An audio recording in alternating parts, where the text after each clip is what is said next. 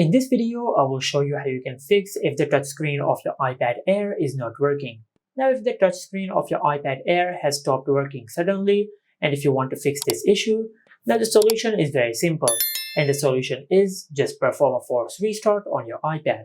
Now to do that, just press and release the volume up button and the volume down button.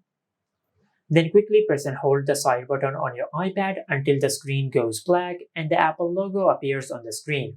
Now just keep pressing and holding the side button. And once you see the Apple logo on the screen, just release the side button. Just remember the button combinations. Press and release the volume up and the volume down button. Then press and hold the side button until you see the Apple logo on the screen. And after the force restart process is completed, then just check if your issue has been fixed or not. Now, in most cases, this will fix your issue.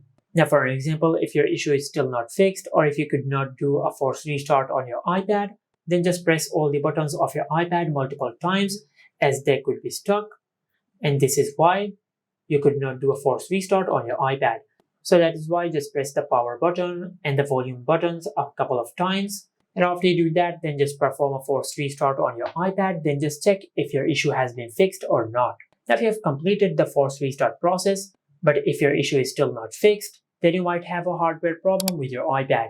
Just take your iPad to any service center and they will fix your issue. And this is how you can fix if the touchscreen of your iPad Air is not working. Make sure to like, comment, and subscribe. Thank you for watching.